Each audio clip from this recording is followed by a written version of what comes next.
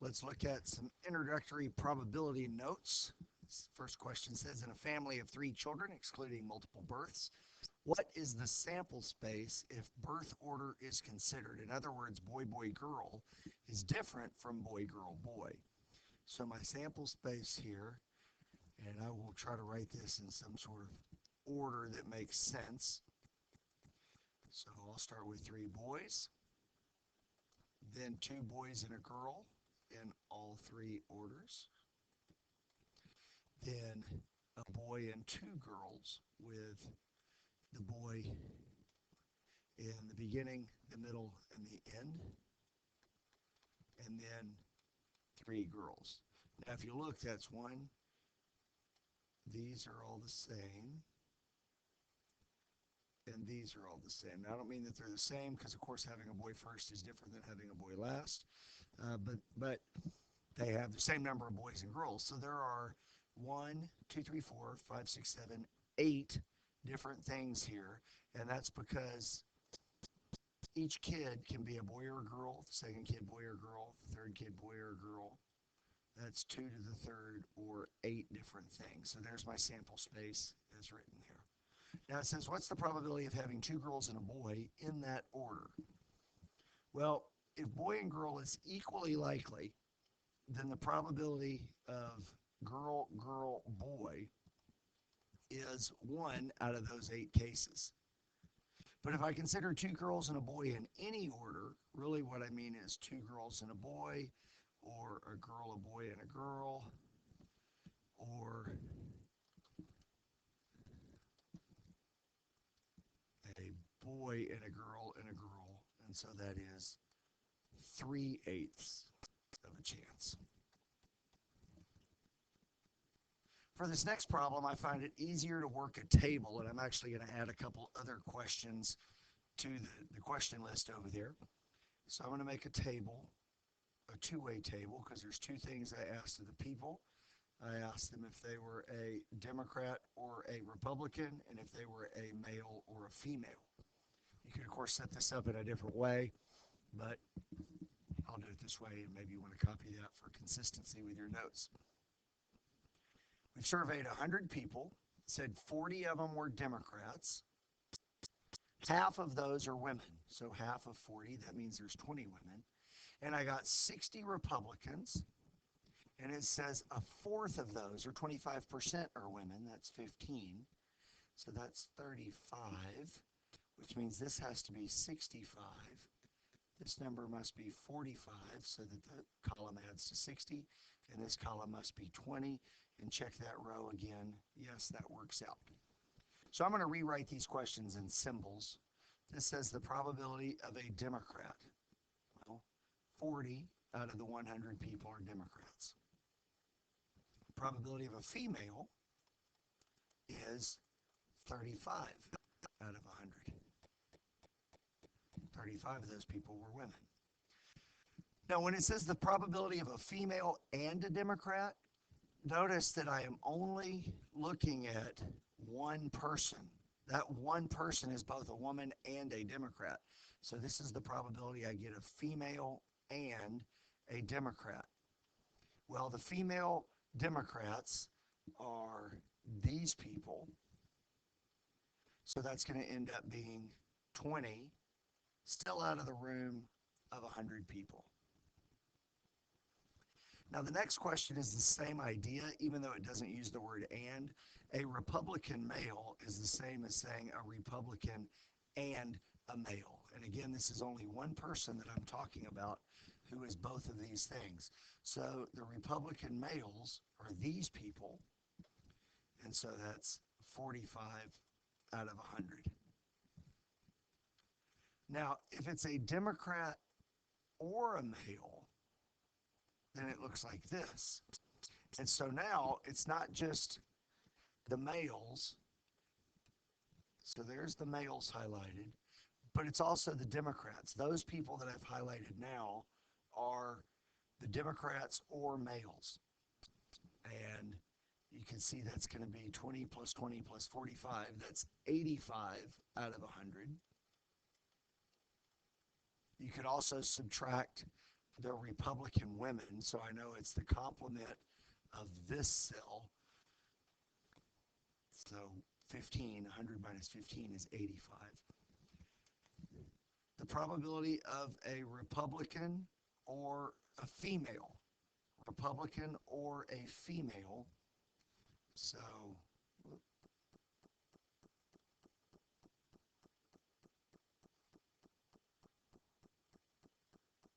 everybody except those people. So now it's the yellow dots, which is 80 out of 100.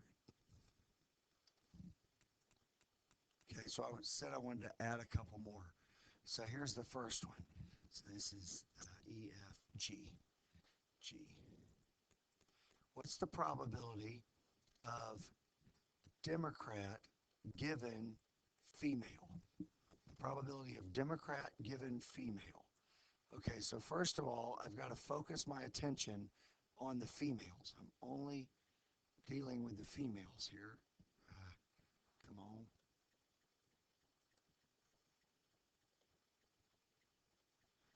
Okay, so if I'm only focused on the females, I'm looking at these people. The rest of it's covered up, which means I am now choosing out of 35 people. Out of those 35, who are the Democrats? 20.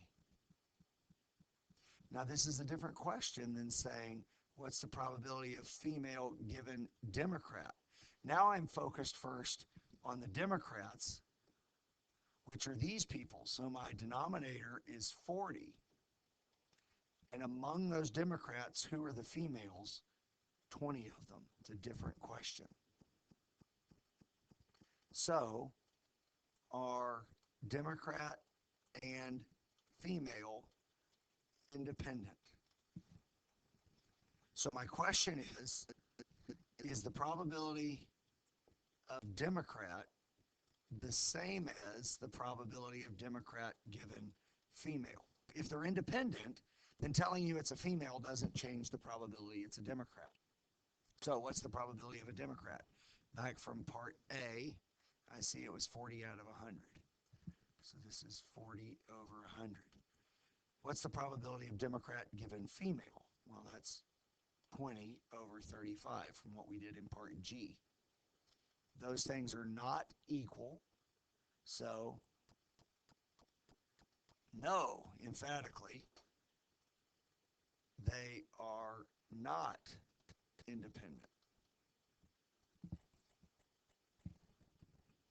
And because some students get this confused, let's ask one more question. Are Democrat and female disjoint? Are they mutually exclusive?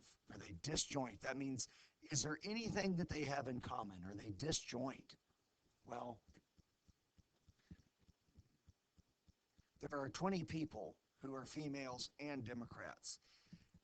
So this question is they are not disjoint, since the probability of Democrat and female is not 0.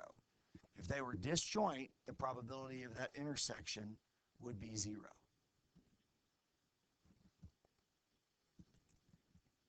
All right, let's look at this one. The probability of A is 0.4. The probability of B is 0.5. The probability of B given A is 0.8. Find the following probabilities.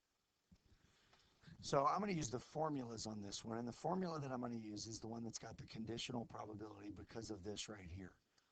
So that formula says the probability of B given A is the probability of A and B over the probability of A. That thing that comes after the vertical line is what goes on the bottom right there. So for this problem, the formula is going to look like this. 0.8 equals, now this is what I'm looking for. This is the probability of A and B over the probability of A, which is 0.4. And multiplying, you can see this is going to be 0.32.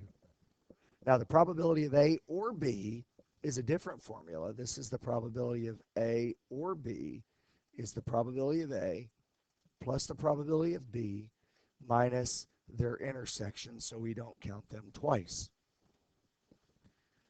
So A or B is the probability of A plus the probability of B minus their overlap, which is 0.58. Now this last problem is kind of like the first problem, except the letters are in a different order.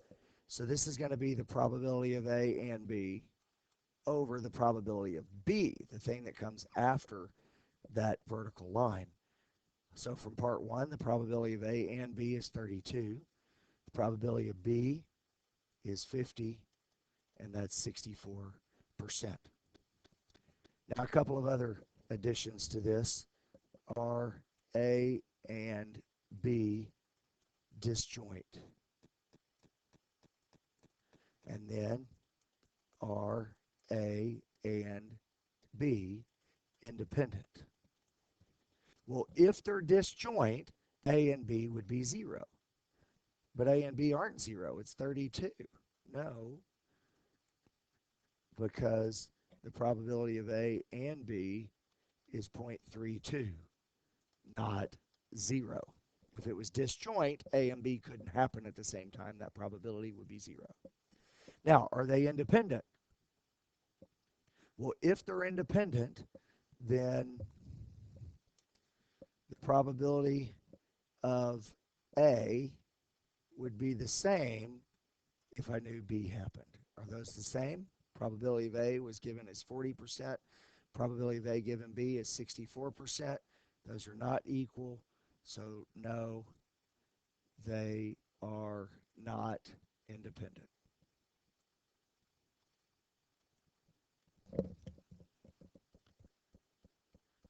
Those two concepts are a little tricky for some students, so make sure you kind of nail down D and E in your brain. All right, that's number 6. Here's number 5. All right, so we want to fill out some stuff again out of a table. First thing I want to do is go ahead and add in the totals. So this is 0.04. This is then going to be 0.96. That gives me 100%. This is 0.64, and this is 0.36. So what's the probability it's raining? 0.36. That number right there. What's the probability of accident? 0.04. Once you've got the table totals filled in there, it makes it a lot easier. What's the probability of accident given that it's raining?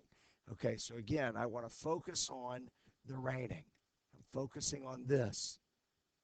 That means the bottom of this fraction is 0.36. Which ones of those are accidents? 0.025. I really don't mind if you leave it like that, but if you want to reduce it, 0.025 divided by 0.36, 0.0694 repeating.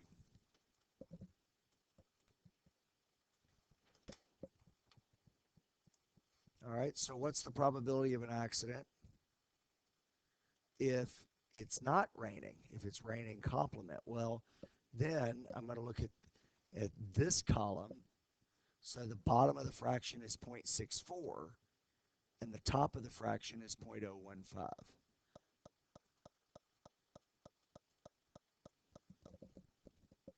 And then are rain and accident independent? So is the probability of an accident the same as the probability of an accident given raining?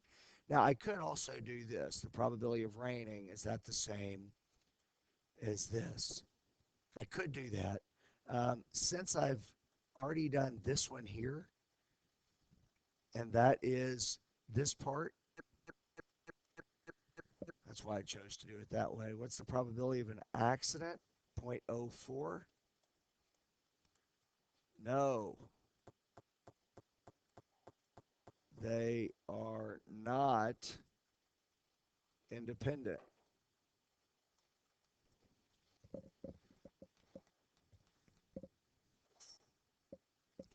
And finally, question number 6. A particular trait of excellence, known of course as the prior trait, is found in only 2% of the population.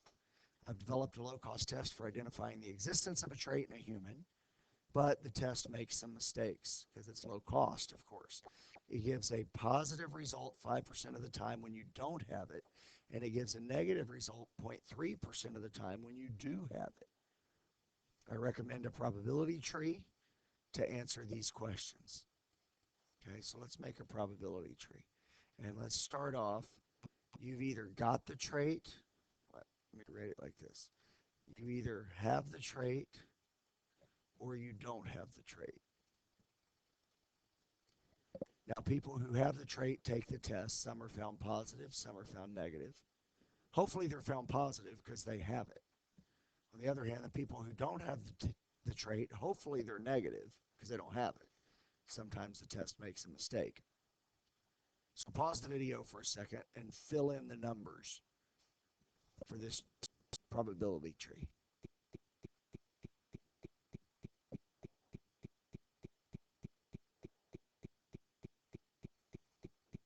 All right, it says 2% have it, so that means 98% don't. It says we get a positive 5% of the time for people who don't have the trait. So this number is 5%, which means this number is 95%. And remember, that's if you're positive when you don't have it, that's a bad thing. That's a false positive. And we also make mistakes. We give a negative result 0.3% of the time when you do have the trait. So a negative result 0.3% of the time. You didn't mess up your decimal, did you? That's actually my low-cost test for the trait of excellence. You can't do your decimal properly. All right, grab your calculator. Maybe you already did this part. And I got 0.02 times 0.997. That's 0.01994. Okay, then I got 0.02 times 0.003.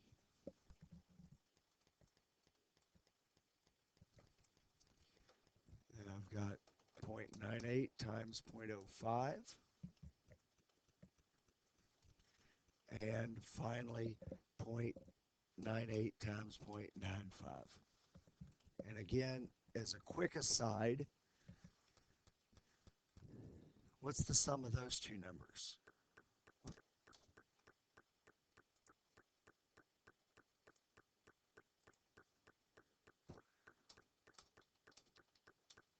It's 0.98. It's this number. What's the sum of these two guys going to be? This number. What's the sum of all four of these numbers? It's going to be 1. So double check that, especially if you're a little bit shaky on some of this. Okay, so now let's go back and answer some of these questions.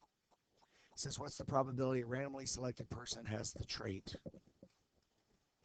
Those people have the trait 2% of the time. What's the probability a person chosen at random tests positive? Now, there's two groups of people who test positive.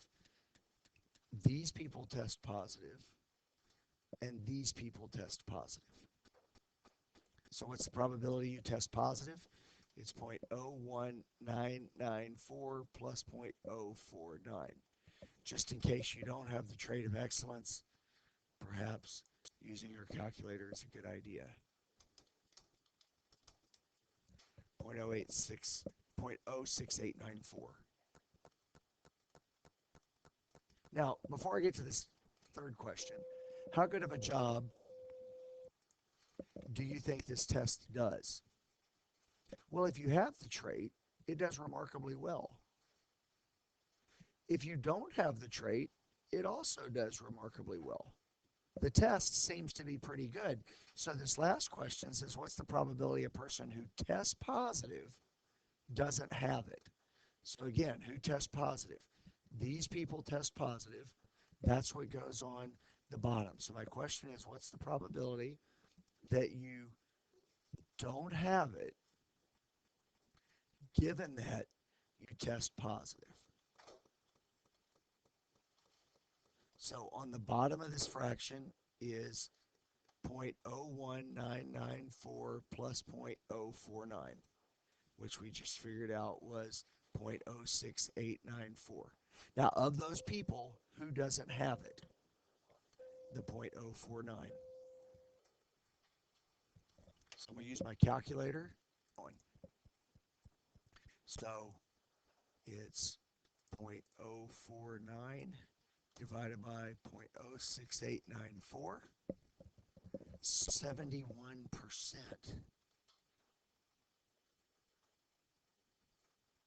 There's a better than 71% chance that even when you test positive, you don't have it. This is really a conundrum. 71% of the people who test positive don't have it.